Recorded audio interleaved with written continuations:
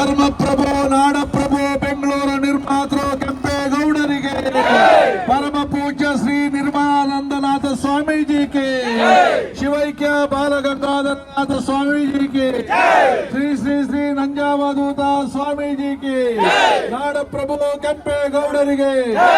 ಎಲ್ಲ ಆತ್ಮೀಯ ಬಂಧುಗಳ, ಬೆಳಗ್ಗೆ 7 ಗಂಟೆಯಿಂದ ಕೂಡ ಸಾವಿರಾರು ಸಂಖ್ಯೆಯಲ್ಲಿ ನಮ್ಮ ಯಲಹಂಕದ ನಾಡಪ್ರಭು ಕೆಂಪೇಗೌಡರ ಅಭಿಮಾನಿಗಳು ಬಂದು ಯಶಸ್ವಿಯಾಗಿ ಕಾರ್ಯಕ್ರಮವನ್ನು ನಡೆಸಿಕೊಟ್ಟಿದ್ದೀರಿ. ಅದ್ದೂರಿಯಾದಂಥ ಮೆರವಣಿಗೆಯಲ್ಲೂ ಕೂಡ ತಾವೆಲ್ಲ ಭಾಗವಹಿಸಿದಿರಿ. ವರ್ಷ ಪೂರ್ತಿ ನಾವು ಪ್ರತಿ ಗಳಿಗೆಯಲ್ಲೂ ಕೂಡ ನಾಡಪ್ರಭು ಕೆಂಪೇಗೌಡರನ್ನ ಸ್ಮರಣೆ ಮಾಡ್ತಕ್ಕಂಥ ಕೆಲಸವನ್ನು ನಾವೆಲ್ಲ ಕೂಡ ಮಾಡಬೇಕಾಗ್ತದೆ. ಮುಂದೆ ಏನೀಗ ದೊಡ್ಡಬಳ್ಳಾಪುರ ರಸ್ತೆ ಫ್ಲೈಓವರ್ ಆದಮೇಲೆ ಯಲಹಂಕ ನಗರದ ಫ್ಲೈಓವರ್ ಪ್ರಾರಂಭ ಆಗ್ತದೆ. ದೊಡ್ಡ ಫ್ಲೈಓವರ್, ಅದಕ್ಕೆ ನಾಡಪ್ರಭು ಕೆಂಪೇಗೌಡರ ಹೆಸರನ್ನು ಕೂಡ ಇಡಬೇಕು ಅಂತಕ್ಕಂಥದ್ದು ನಮ್ಮ ಎಲ್ಲ ಯಲಹಂಕದ ಬಂಧುಗಳ ಒತ್ತಾಯ. ಅದನ್ನು ಈಗಾಗಲೇ ನಾನು ಕೆಲಸ ಪ್ರಾರಂಭ ಆದ ತಕ್ಷಣ ಆ ಕೆಂಪೇಗೌಡರ ಹೆಸರನ್ನ ಆ ಮೇಲ್ಸೇತುವೆ ಕೂಡ ಇಡ್ತಕ್ಕಂಥ ಕೆಲಸವನ್ನ ಮಾಡ್ತೀವಿ. ಕೆಂಪೇಗೌಡರ ಇತಿಹಾಸವನ್ನ ಇಡೀ ನಮ್ಮ ಯಲಹಂಕದಲ್ಲಿ ಎಲ್ಲೆಲ್ಲಿ ಸಾಧ್ಯ ಆಗ್ತದೋ ಎಲ್ಲ ಕಡೆ ನಾನು ಪ್ರಚಾರವನ್ನು ಮಾಡ್ತಕ್ಕಂಥ ಕೆಲಸವನ್ನ ನಿಮ್ಮೆಲ್ಲರ ಸಹಕಾರದೊಂದಿಗೆ ಮಾಡ್ತೀನಿ.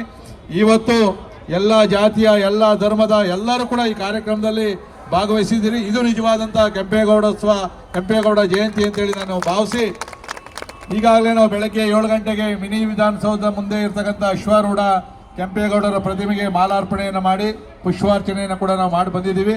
ಈಗ ಸರ್ಕಾರದಿಂದ ನಡೀತಕ್ಕಂಥ ಕಾರ್ಯಕ್ರಮದಲ್ಲಿ ಕೂಡ ತಾವೆಲ್ಲ ಭಾಗವಹಿಸಬೇಕು.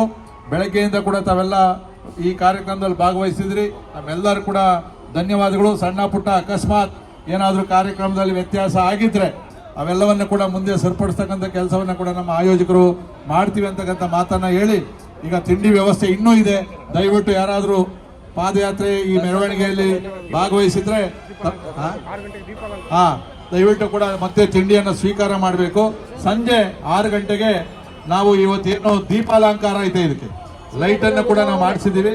ಅದು ಸಂಜೆ ಲೈಟ್ ಅನ್ನ ಆನ್ ಮಾಡ್ತಕ್ಕಂಥ ಕೆಲಸವನ್ನ ಮತ್ತು ನಮ್ಮ ಗುತ್ತಿಗೆದಾರರಾದಂಥ ಜಗದೀಶು, ರಘು, ಮೂರ್ತಿ, ಕೆಲವರು ಯಾರು ಇಲ್ಲಿ ಹೆಚ್ಚಿನ ಆಸಕ್ತಿಯನ್ನು ವಹಿಸಿದ್ರು ಅವ್ರಿಗೆಲ್ಲ ಒಂದು ಸಣ್ಣ ಸನ್ಮಾನವನ್ನು ಕೂಡ ಸಂಜೆ ಮಾಡ್ತಾ ಇದ್ದೀವಿ. ಮತ್ತು ನಮ್ಮ ಎಲ್ಲಾ ಕಾರ್ಯಕ್ರಮಗಳು ಕೂಡ ಉಚಿತವಾಗಿ ಮೈಕನ್ನು ಕೊಡ್ತಾ ಇರ್ತಕ್ಕಂಥ ದಶರಥವ್ರಿಗೂ ಕೂಡ ಸನ್ಮಾನವನ್ನು ಕೊಡ್ತೀವಿ.